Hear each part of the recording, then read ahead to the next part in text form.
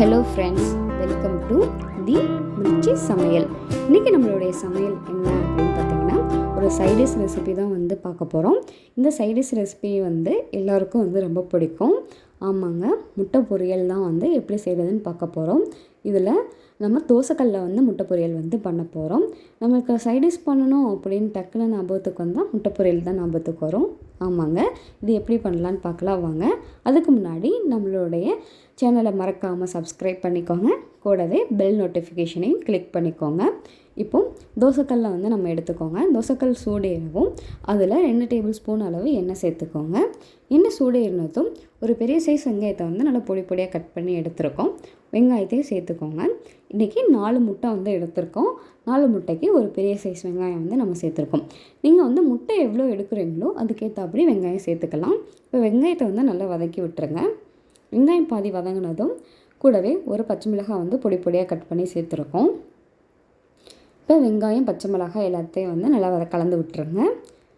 இப்போது இது பாதி ப்ரௌன் ஆகவும் இதில் நம்ம முட்டை சேர்த்துக்கிறலாம். 4 முட்டையை சேர்த்துக்கோங்க. இப்போது இந்த முட்டையில் மசாலா தான் சேர்க்க போகிறோம். அதுக்கு ஒரு 1/2 டேபிள் ஸ்பூன் அளவு மிளகு பொடி சேர்த்துக்கோங்க. 1/4 டேபிள் ஸ்பூன் அளவு கரம் மசாலா சேர்த்துக்கோங்க. 1/4 டீஸ்பூனுக்கும் குறைவாக மிளகாய் பொடி சேர்த்துக்கோங்க. தேவையான அளவு உப்பு சேர்த்துக்கோங்க. இப்போது இந்த மசாலாலாம் சேர்த்ததுக்கப்புறம் முட்டையை நல்லா கலந்து விட்டுறலாம்.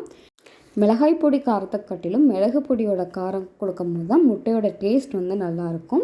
அதனால் மிளகாய் பொடி குறைவாகவே சேர்த்துக்கோங்க. இப்போ முட்டையை நல்லா கொத்து பதத்துக்கு நல்லா கொத்தி எடுத்துக்கோங்க. இந்தமாரி தோசைக்கல்லில் நம்ம கொத்தி எடுக்கும் போது நல்ல ஒரு டேஸ்ட்டு கொடுக்கும். இந்தமாரி எல்லா முட்டைகளையும் நல்லா கொத்தி நல்லா செப்பரேட் பண்ணி எடுத்துக்கிறலாம். வடை சட்டி பண்ணுறது காட்டிலும் இது நீங்கள் தோசைக்கல்லில் பண்ணும்போது நம்மளுக்கு ஈஸியாகவும் இருக்கும், நல்ல ஒரு டேஸ்ட்டாகவும் இருக்கும். எண்ணெய் கம்மியாகவும் நம்ம இதில் பயன்படுத்தலாம். கூடவே கொஞ்சோண்டு கொத்தமல்லி தலைகள் சேர்த்துக்கோங்க. சிறிதளவு கொத்தமல்லி தலைகள் சேர்த்துக்கோங்க. இப்போ இது கூட ஒரு 1/2 டேபிள் ஸ்பூன் அளவு நம்ம மிளகு பொடியும் சேர்த்துக்கிற போகிறோம். ஏன்னா 2 தடவை போடும் போது நம்மளுக்கு முட்டை வெந்ததுக்கப்புறமும் மேலாக இருக்கும் போது நம்மளுக்கு டேஸ்ட் நல்லா கொடுக்கும்.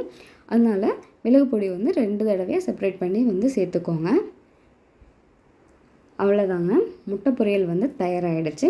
நம்ம சைடிஷ் பண்ணணும் அப்படின்னோடனே முட்டை தான் நம்மளுக்கு ஞாபகம் வரும். எதுவும் இல்லை டக்குன்னு பண்ணணும் அப்படின்னா இந்தமாரி முட்டை பொரியல் பண்ணி நீங்கள் சாப்பிடும் போது நல்ல ஒரு டேஸ்ட்டு உங்களுக்கு கொடுக்கும். மறக்காமல் ட்ரை பண்ணி பாருங்கள். தோசைக்கல்லில் ட்ரை பண்ணுங்கள். அதுவும் வானொலி காட்டிலும் தோசைக்கல்லில் பண்ணும்போது இன்னும் நல்ல ஒரு டேஸ்ட்டு கொடுக்கும். நீங்களும் நிச்சயமாக ட்ரை பண்ணி பாருங்கள். அவ்வளோதாங்க, முட்டை பொரியல் தயாராகிடுச்சு. இதை சூடாக சாப்பிடும் போது நல்ல ஒரு இது இருக்கும், ருசியாகவே இருக்கும். நல்ல ஹெல்த்தியான ஒரு பொரியலுங்க. சின்ன பிள்ளைகளில் பெரியவங்க வரைக்கும் நல்லா விரும்பி சாப்பிடுவாங்க இந்த முட்டை பொரியலை. ஆமாங்க, ட்ரை பண்ணி பாருங்கள்.